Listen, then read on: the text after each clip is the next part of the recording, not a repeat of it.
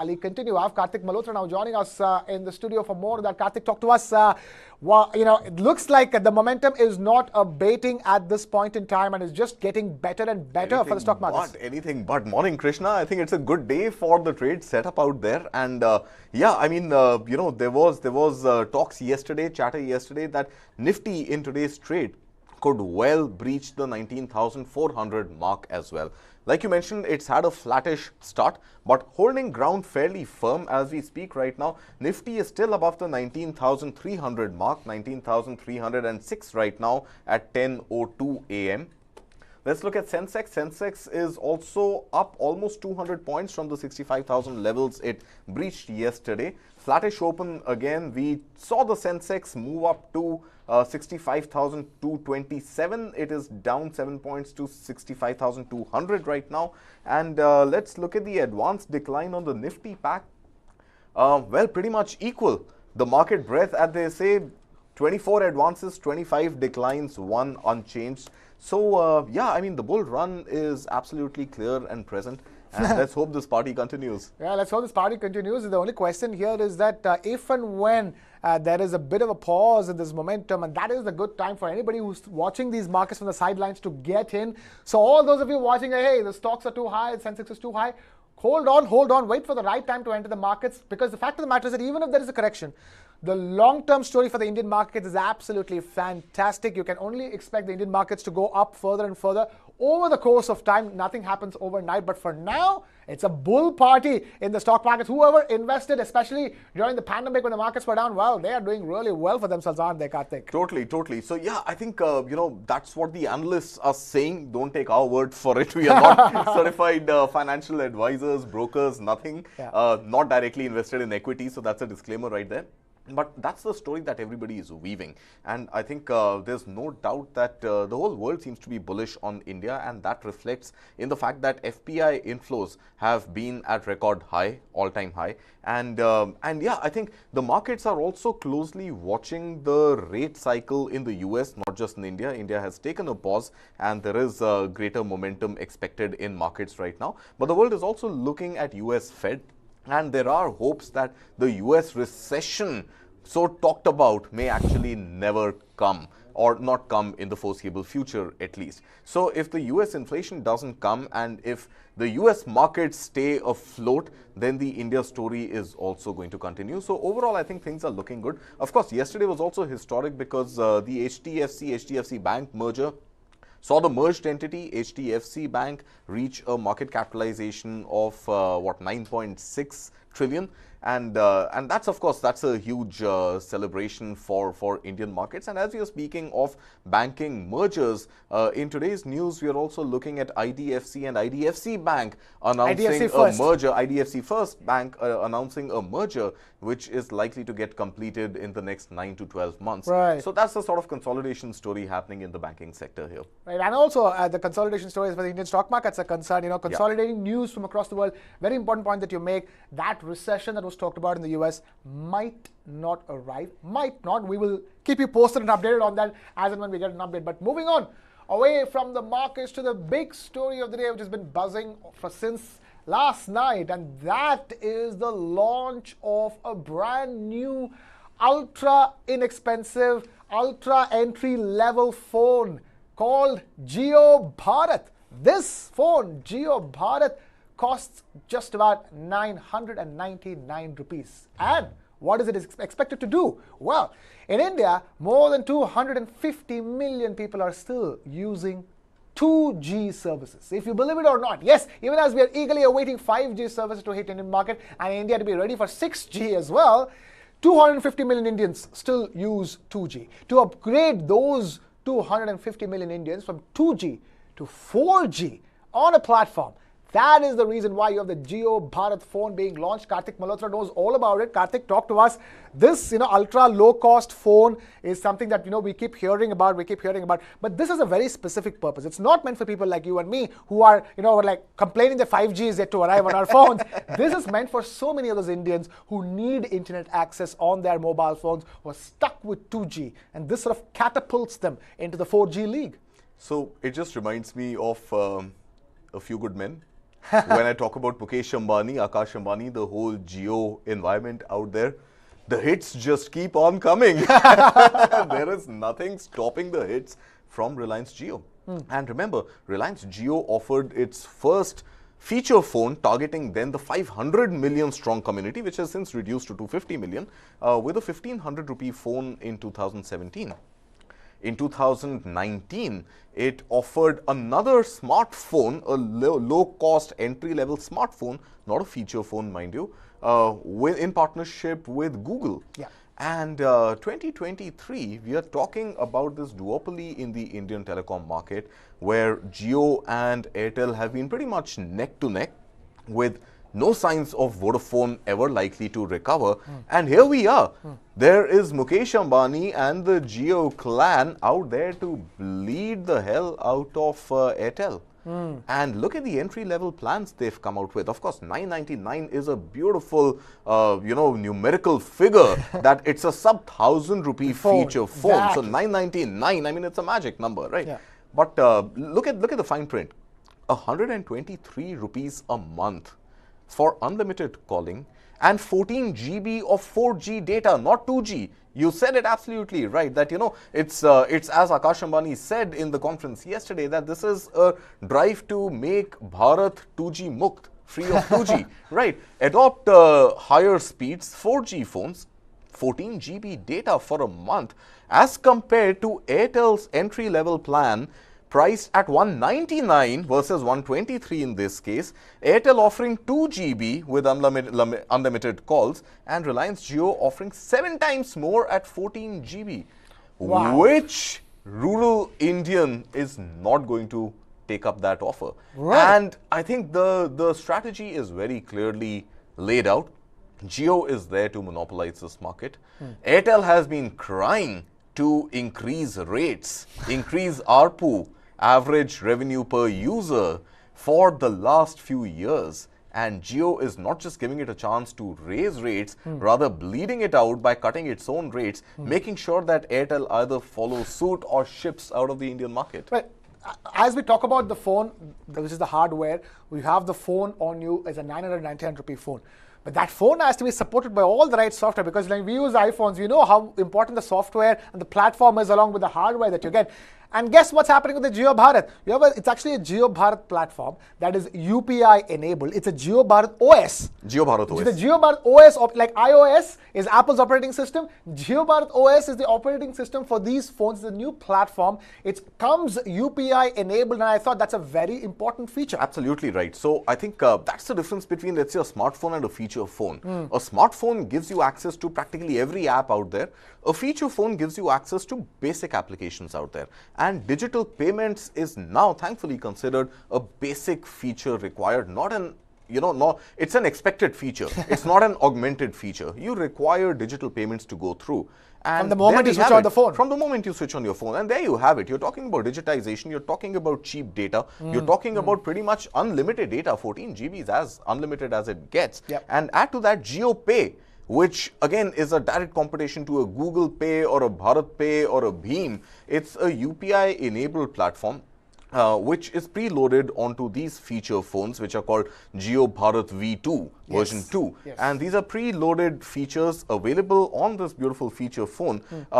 And comes with a battery size of about 1000 mAh. Not great, nothing really to write home about. But the fact that it's a small screen, 1.77-inch TFT screen, not a large 5.5-inch screen, so the battery consumption is not going to be very significant. So a 1000 mAh battery with a 1.77 TFT screen and enabled with the Bharat OS, which incidentally is also likely to be used by other Indian manufacturers, including Carbon. And that is the only brand that got named in the conference yesterday. But Carbon, of course, is one of the brands which is going to ditch the Google Android operating system and maybe hop on to this Bharat operating system.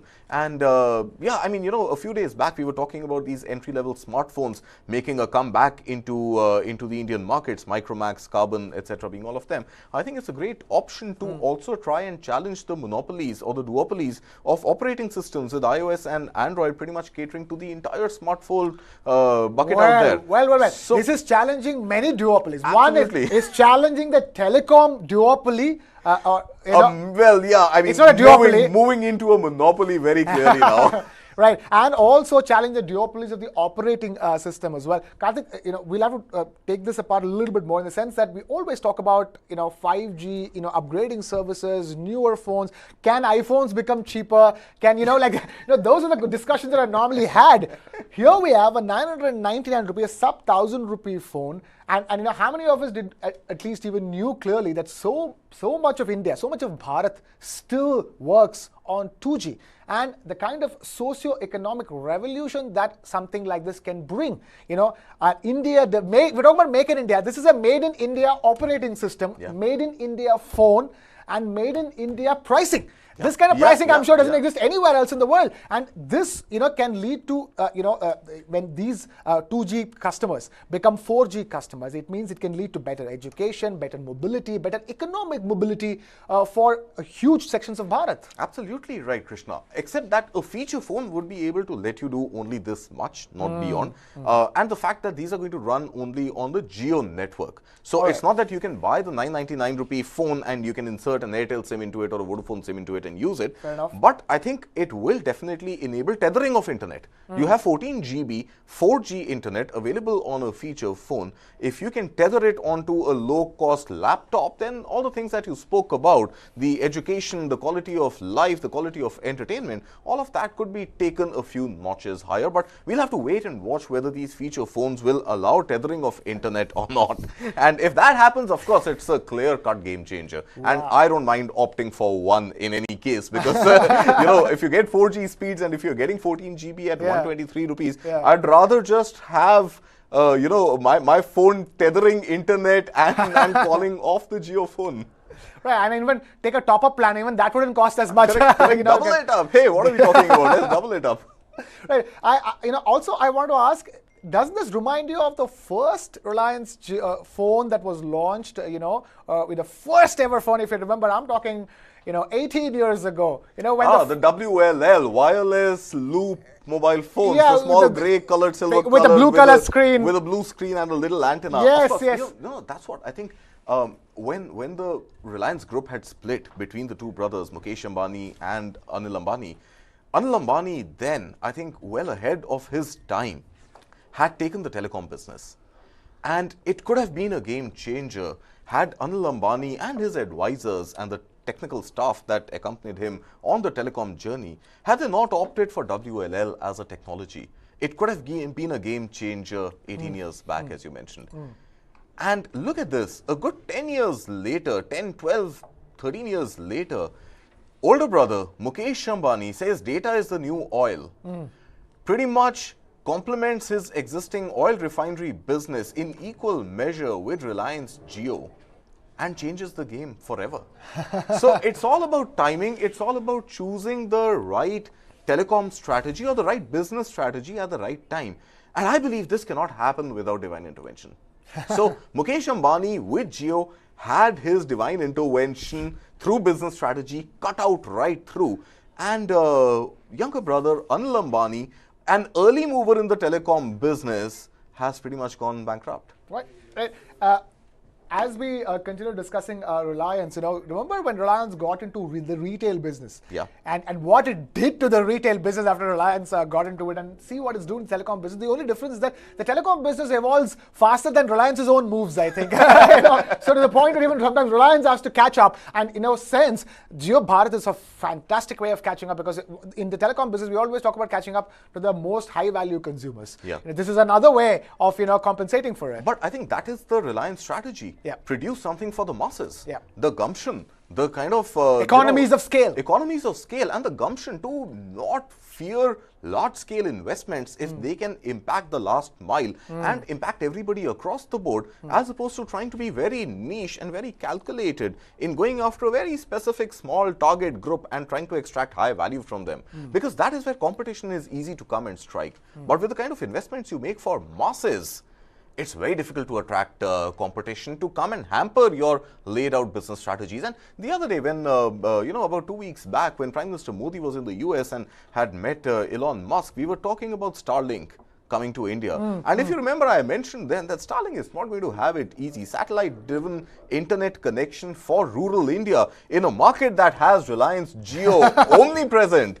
There is no way Elon Musk or any other competitor within India or outside can come and eat away Reliance piece of cake. My only question in this is that so Jio Bharat goes to the 2G consumers of India and makes them 4G consumers. Yeah.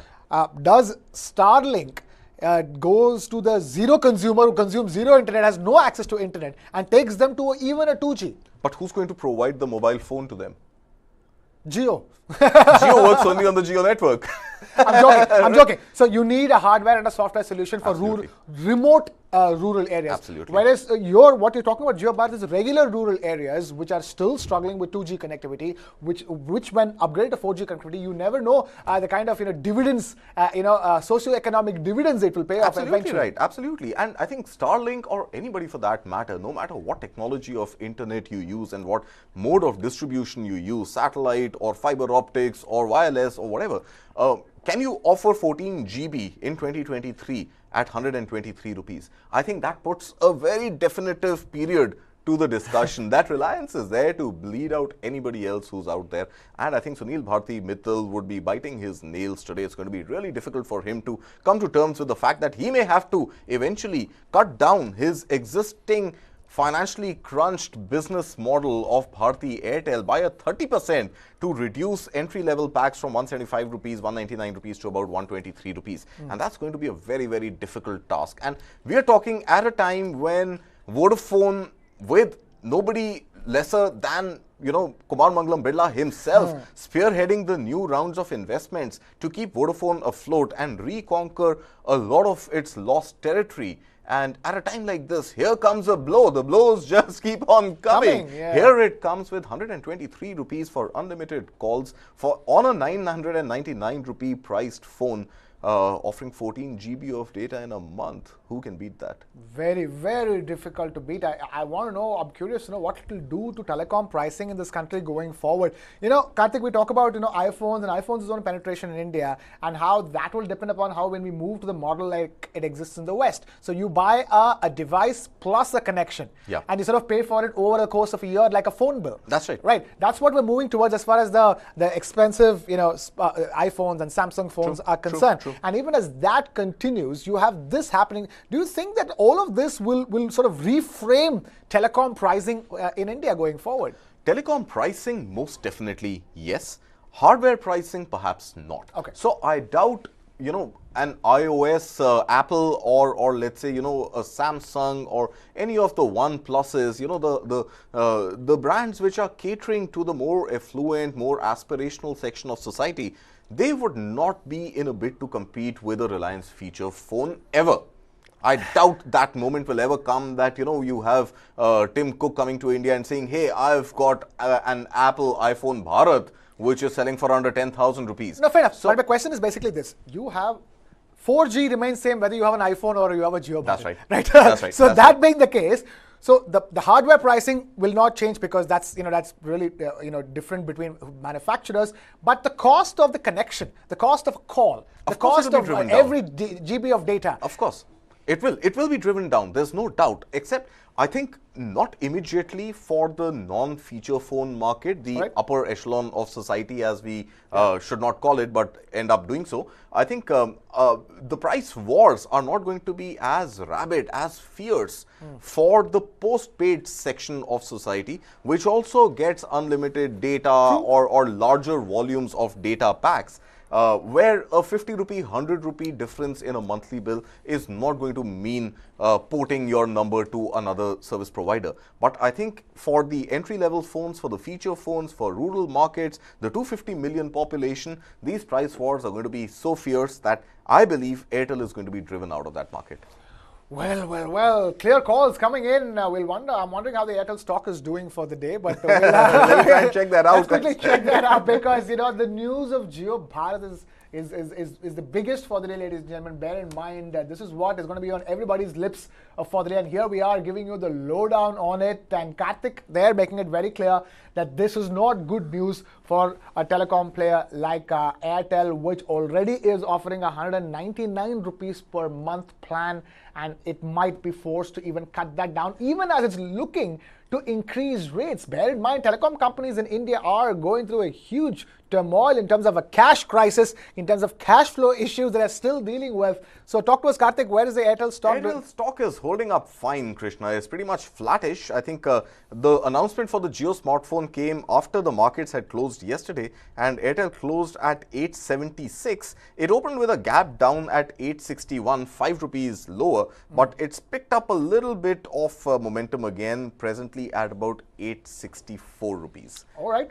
So not much dent on Airtel stock. Maybe the overall buoyancy in the optimism in the markets is holding up the Airtel stock up as well. We'll keep a track of this story. Jio Bharat, ladies and gentlemen, we will be keeping a track of how well Jio Bharat does and getting you those updates as well. But time now here on the show to move on and away from Jio Bharat to another story that's going to be on everybody's lips for the day at least, and that is the big coming together of two big motorcycle brands of the world. One from India, an iconic Indian brand, motorcycle brand. In fact, used to sell the largest number of motorcycles in one single brand in the country. And that we're talking about is Honda. Who can forget Hero Honda, Honda Splendor, all those bikes that all Indians across the board bought. And then Honda coming together with the iconic Harley-Davidson from America. Harley-Davidson, which eventually, shut shop in India about 3 years ago and went back to the US, is back in India in the form of a joint venture with Honda. And in fact,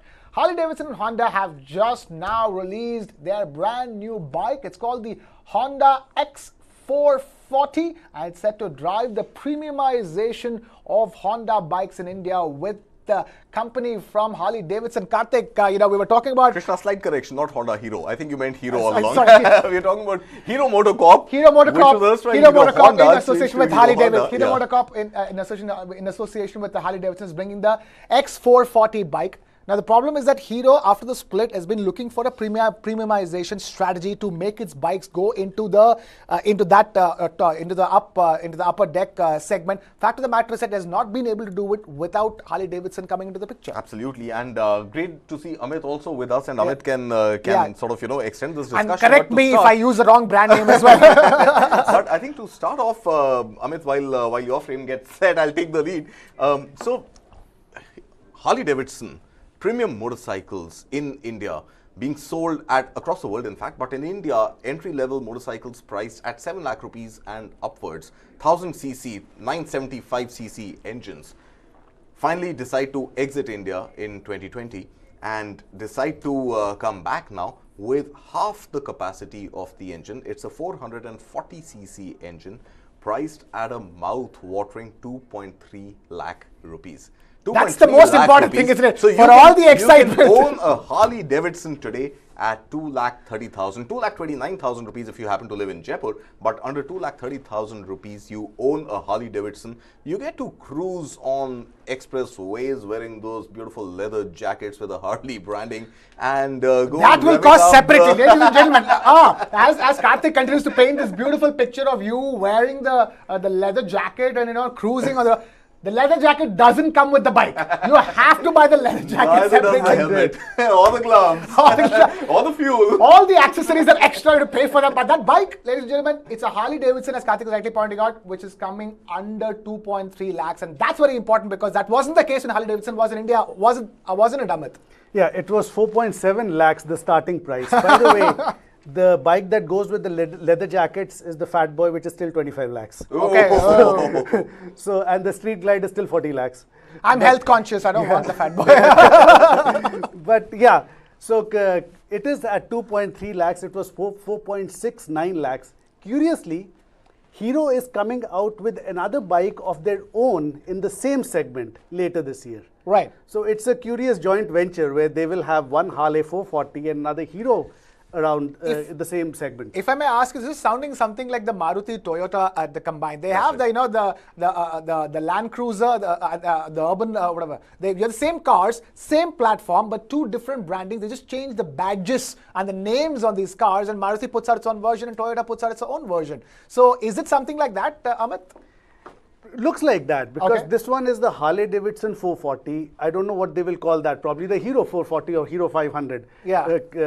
Whatever. Or Hero Bharat. Hero Bharat. For Harley, this is a good thing. Their sales and profit margins have been falling worldwide.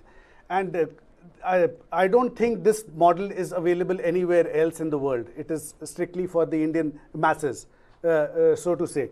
When they had exited, their sales had gone down to a third in 3 years, from 2016 to 2020. So I hope this venture does good to them, and the consumers lap up this new model with the leather jackets, as you say it, even if it is Are you a Harley-Davidson fan, Amit, first of all? I very much am. It sounds like it. You want people to lap up a 2.5 lakh rupee bike. You may live in the age of e-scooters. You know how much they cost. I'm hoping for the Indian to follow. But Karthik, talk to us. I mean, 2.3 lakhs doesn't sound like such a big deal, because your electric scooters are not costing any cheaper these days. Electric scooters are not the same category. I know. While they're expensive, they're not the same category. I think Harley-Davidson is very clearly going after the Royal Enfields, the users of Royal Enfields. Royal Enfield, of course, is priced a little cheaper at 2.15 lakh as opposed to 2.3 lakh in this case. 15,000 rupee delta there, not much at all for somebody who can afford nothing was a Royal already Enfield. And of course, the whole pack of, so the Royal Enfield Himalayan is I think the 500cc bike that directly competes with the Harley-Davidson 440. In addition to that, you also have some range from Bajaj Auto, which is in the 350 to 500cc sweet spot. Right. So that is where the cruise bikes really come into play. These are not bikes used to transport you to your place of work and back. You may choose to do that, but unlikely that is the purpose for buying this particular variant of motorcycle. So it competes squarely in that segment of 350cc upwards, and it fits in beautifully at 440cc, simply because up until now there was this entry barrier for Harley-Davidson. Even when it came to India, and for the 3 years or so that it ran in India, its sales dipped from some 11,000 figures down to 3,000 odd in a 3-year sprint. Given the fact that the bikes were damn expensive, they had 1000cc engines, which perhaps a lot of Indian riders did not have the appetite for. Very few, perhaps Amit would be one of them, who really aspired. I mean, a lot of people aspired, but very few could actually afford that 1000cc bike priced at upwards of 7 lakhs. So it was a difficult game for Harley to continue to play in India. Now with the JV with Hero MotoCorp, the manufacturing happening at Hero MotoCorp's Neemrana plant, I think it's a great case to compete with an already very successful market band, a motorcycle band of 350cc upwards, fit in squarely there and go after anybody who wants to aspire to own a Harley-Davidson but has thus far been able to afford a Royal Enfield or the 500cc bikes offered by Bajaj Auto. Right, very interesting point that you make. In that premium bike segment, which is ruled by Royal Enfield in India, it's very difficult to make a dent. Harley-Davidson coming to India with all that baggage of being the biggest bike brand in the world, apart from a Ducati possibly, wanting to come to India and make a play over here and finding it difficult. I quickly want to touch upon the man who is leading Harley-Davidson. He's got a very interesting, the CEO has got a very interesting history. He's known as the comeback king or a turnaround king, because in 1990s he took over Puma at a time when Puma was trailing behind the likes of Adidas and Nike, and turned around and make Puma a bigger brand, to the point where Nike had to catch up eventually, and get Michael Jordan to do the Air Jordans eventually, because Puma was already going ahead of Nike. And it's the man who turned around brand Puma, is the man who heads Harley-Davidson. And their Indian foray didn't go well, but this could well be the turnaround, because if Harley-Davidson can capture the Indian customer, the affluent Indian customer, and sell over here, I mean, the numbers that they can do are incredible, aren't they? The potential, so to speak. His name is also quite a tongue twister, Jochen Zeitz. Yes, that's the reason why I didn't mention the name. Just Google the CEO of Harley-Davidson. It's Jochen. So, you can pronounce it Jochen. Zeitz, Z-E-I-T-Z, Zeitz. So it's the name. Like I said, their global sales have been falling, so this seems to be quite a strategy for them. I hope it works. for the sake of the Ducatis and the others, the Indians coming into the Indian market. But yeah, he is a turnaround king. This may just turn it around for Harley-Davidson to get more cheaper models and better, heavier models into the same price bracket. Right. Who knows? Who knows? And the Harley-Davidson sounds like the bike of my iPhones. You know, like, oh, it's so expensive, so expensive. Everybody in America is buying it. I want one. So expensive, so expensive. Oh, I can buy this now. It's what it's looking like. So all those of you out there, very important what Amit and Karthik is making. 3 years ago, if you wanted to buy a Harley-Davidson bike, it would have set you back by at least 4 lakh rupees. But today, you can buy a Harley-Davidson bike for as low as 2.3 lakh rupees, 15,000 rupees more than what you would spend for an entry-level Royal Enfield. The question is, how will Enfield respond to this? Because this is clearly a major play, and Enfield is watching, Royal Enfield is watching, and Royal Enfield itself was a turnaround story. So I believe, Krishna, you know, every brand of this ilk has a certain cult following. True. I think you love a Harley, you love a Harley. And you would not buy an Enfield just because you need something or you aspire to have something close to the Harley. Okay. You will go for the Harley if you want a Harley. If the Harley is not available, you're possibly not going to buy a motorcycle. I think it's the same case with the Royal Enfield as well. If you want a Royal Enfield, if you like that thumping sound of the engine of the Enfield going good, you would love that sound and you would buy it for that sound. You would buy it for the look. You would buy it for the colors. You would buy it for everything that the brand stands for. So I think each of these brands have a cult following, and that cult following is going to stay. Nothing could ever get me to buy a Harley-Davidson. I used to ride my father's 250cc Yazdi motorcycle, and Yazdi stopped selling in India in 1997. But I continued riding that motorcycle up until beyond my college days, and I have not bought a motorcycle since. Of course, I intended to buy it when Mahindra came, reintroduced the Javas and the Yazdis. I haven't been able to afford it yet. But the fact is that you have a cult following, and the cult following will go after that brand and that brand alone. Then there are a few fence sitters, and the fence sitters want to feel good about owning a great motorcycle and would switch perhaps on the basis of availability, on the basis of price, on the basis of choice, on the basis of color and other things. So I think for the fence sitters, it would make a little dent to Royal Enfield's business if Royal Enfield does not react in the immediate run, which I doubt it will. And the fence sitters would tend to benefit by hopping onto Harley. But I think Harley has an all new or very different market waiting for Harley to come back. And now that Harley is back, they're going to hop on. Right, and you know, talking about Yazdi, it reminded me of another classic bike brand like Java. Java, yeah. I mean, both Czechoslovakian brands operated by the same Madras-based factory. I'm forgetting the name of the factory that sold it and produced it. And also in Czech Republic, they wouldn't call it Java, they would call it Java. The thing about Harley is it does not mostly appeal to just the young audience. The 35 pluses are the ones in the West who most go after these heavy, rods. So let's wait and watch how the Indian 35 plus audience reacts to this coming, or they will still spend 35 lakhs on a fat boy or green glide. You said 40. Is it 35 now? 35 green glide, 25 fat boy. All right, fair enough. 25 for a fat boy and 35 for a green glide. So it goes up to 40. Goes for the most advanced, all-feature packed version of the green glide is 40. Yes. Right, and the most packed version of the fat boy is 30.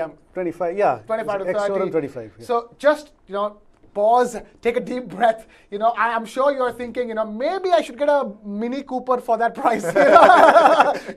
Maybe like the simpler, less feature-rich version of the BMW Mini Cooper.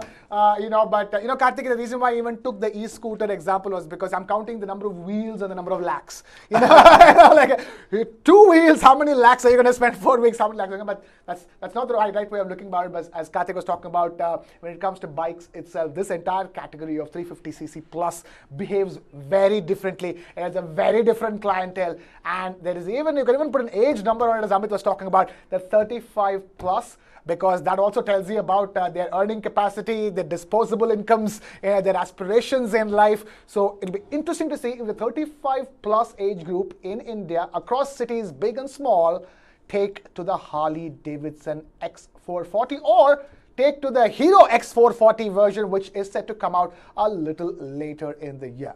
But let's now take a pause and move away from Harley-Davidsons and bikes to something that is not very glamorous, but that yet very, very, very important. And that is news about e-invoicing or electronic invoicing that has come from the government of India.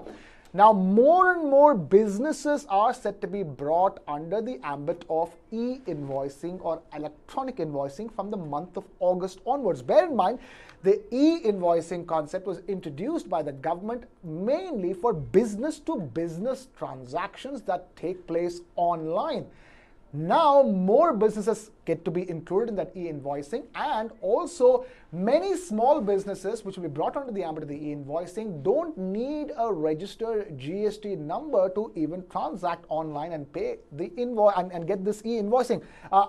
That's as far as I understand. Karthik will help us understand this better. Karthik, correct me where I'm wrong and tell us the importance of e-invoicing per se. Right, no correction required, Krishna. You're spot on. So I think let's look at it in context. GST we just completed on Saturday. We completed the 6th anniversary of GST. We've had a record run. In the month of April, GST collection soared to 1.87 lakh crore rupees for 1 month alone. And we've been averaging 1.5 lakh crores and upwards for the last 1 year, ever since the economy recovered from the pandemic shocks. Now, what is e-invoicing? Very simply put, this is an electronic invoice which gets generated, or you raise this as a seller, you raise this invoice as soon as you have an order confirmation from the counterparty. So you want to sell something in the B2B space to a seller as a supplier, you sell to an eventual seller, you go onto the GSTN portal and you raise an electronic invoice. So why an electronic invoice? Very simply because that electronic invoice is going to have a unique identification number. So to curb any sort of tax evasion, to curb any sort of fraudulent invoicing that may happen from business to business, you raise an e-invoice at the time of sale, and this e-invoice is absolutely mandatory so that there is tallying of books between the supplier and the eventual seller in the B2B space. So for example, you want to sell this beautiful tweed jacket of yours.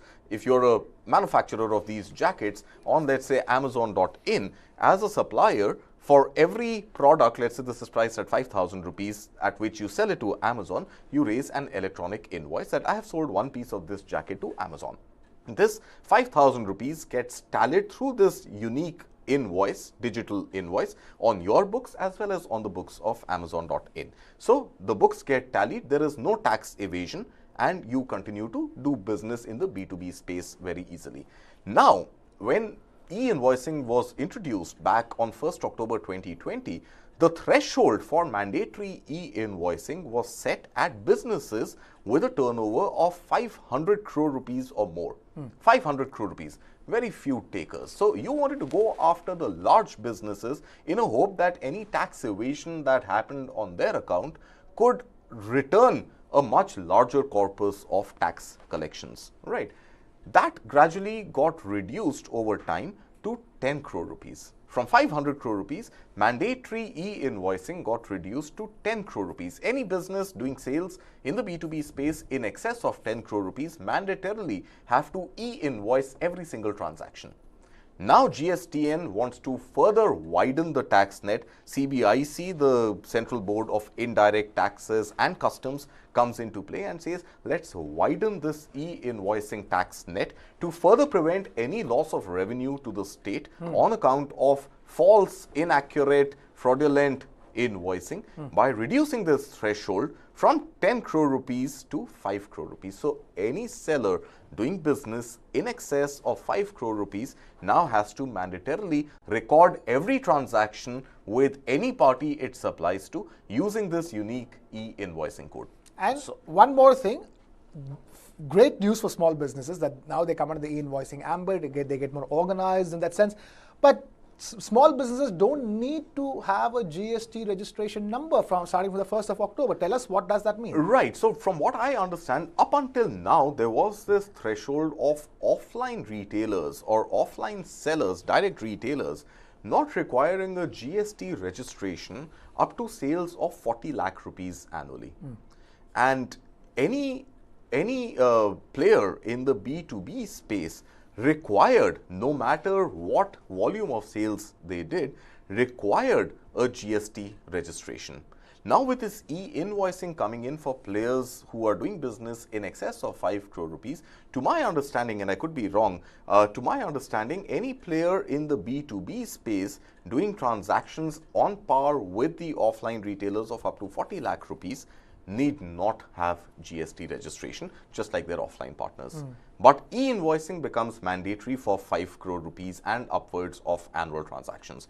Now, while this widens the tax net, of course, there is greater compliance required on the part of small businesses, and GST, in any case, filing these monthly GST advanced taxes returns is a complex process and usually is not something, unlike the Saral income tax returns, is not something you can do without a CA.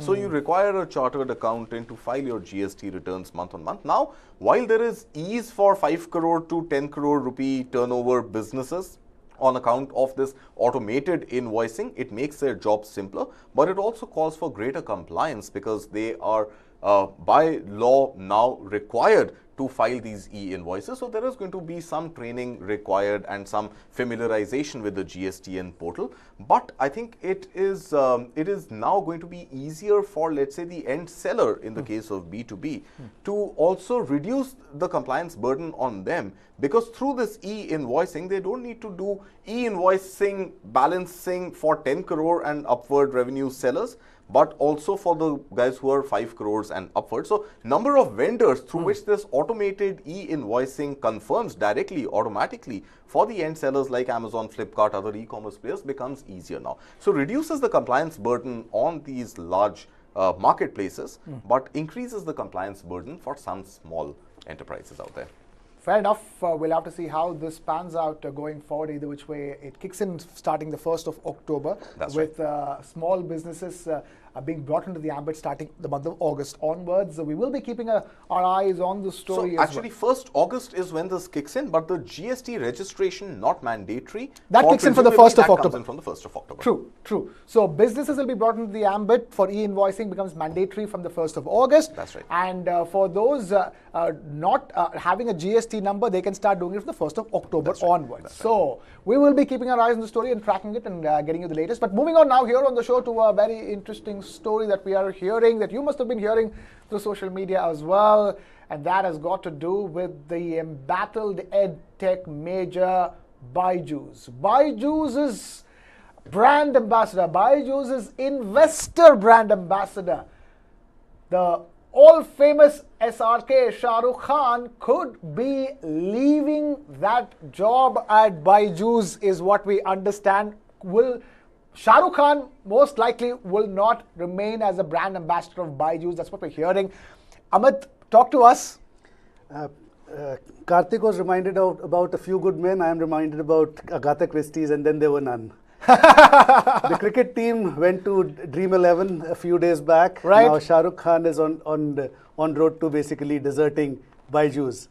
They are in a problem. Shahrukh Khan has been there with them since 2017. Right. So, and he was signed on for as much as 4 crore rupees annually. But he's the next one to go. They are struggling to raise capital. All sorts of problems for them. Right, and I thought Shahrukh Khan also maybe picked up a little bit of a stake in Byju's as well. At least that's what I was given to believe. But the fact of the matter is that the popularity of Byju's, and those ads featuring Shahrukh Khan, they seem like from another time now, don't they, Karthik? Absolutely, and I think that's what happens.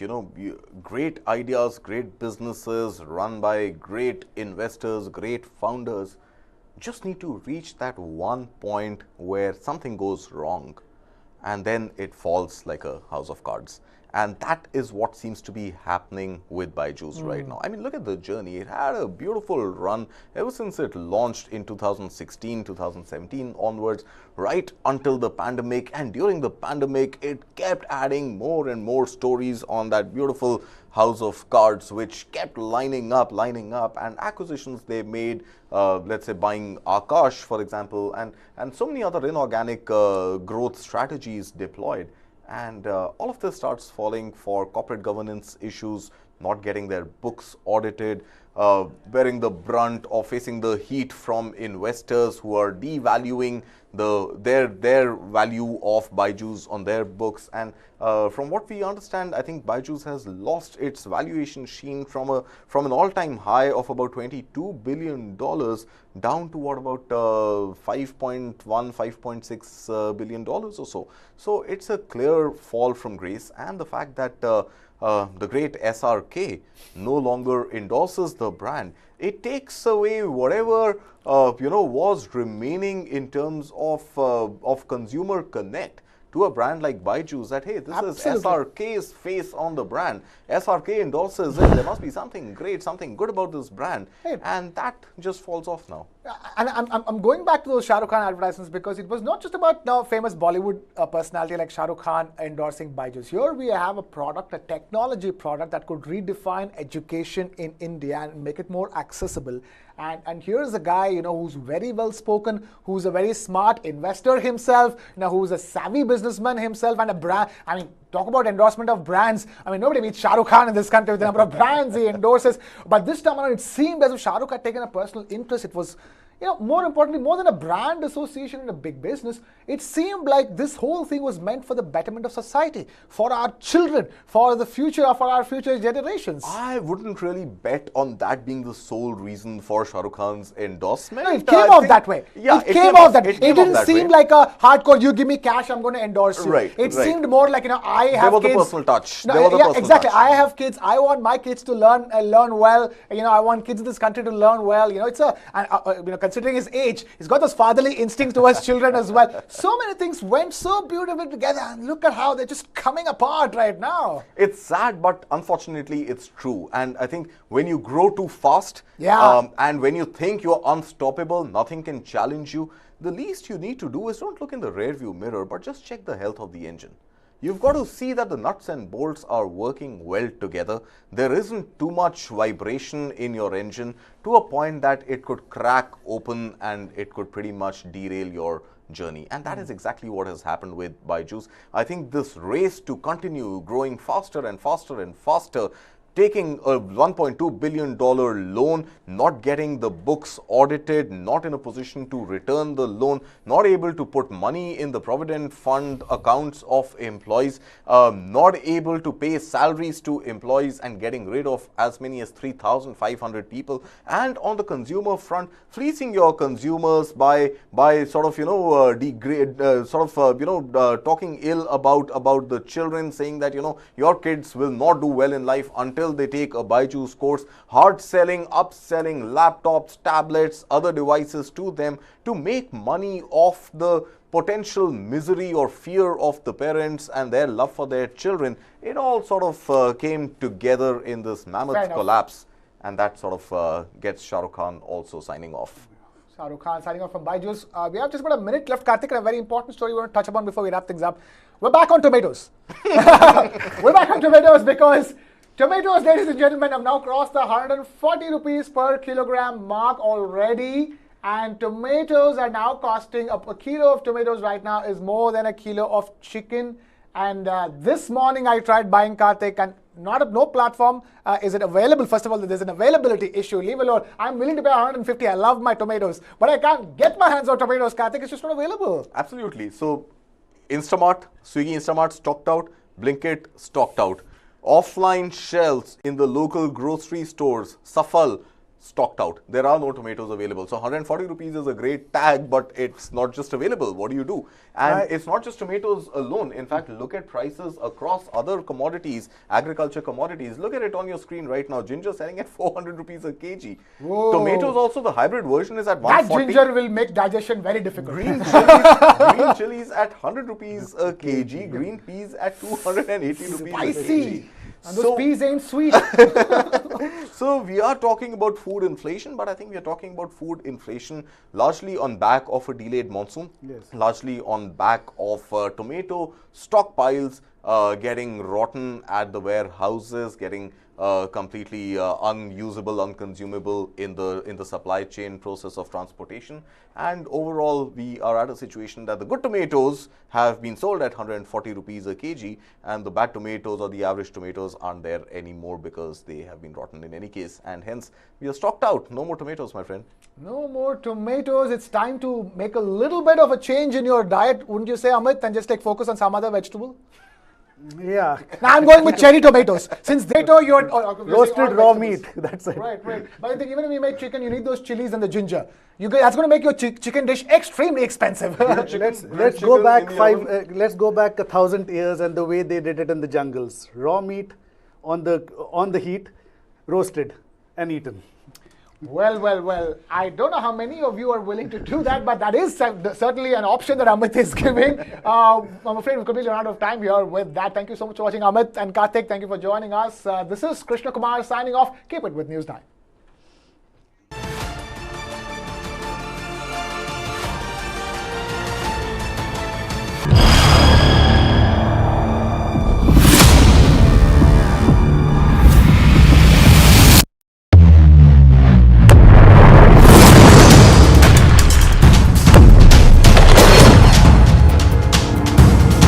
He thought he could outlast us. And 1 year later, the evidence is right here in this room. Who will blink first? So far from preventing the expansion of NATO, Russian actions have actually resulted in the expansion of NATO. It's a mess for Russia and it's a mess for the Western world, for NATO and the United States. Putin is a dictator, and if he loses, that means the end of his regime, and probably of him personally. So he has to keep going. Year 2. No end in sight. Streaming now. Gautam Adani, one of the richest men in the world, or a business honcho, accused of manipulating the market. Adani ji 609 number से दूसरे number तक कैसे पहुंचे? सिर्फ एक सवाल पूछा, नरेंद्र मोदी जी, आपका अदानी जी से रिश्ता क्या है? He has given the space, the railways, the airport, which he has no experience also. So the country's interest has been compromised. Government has been very clearly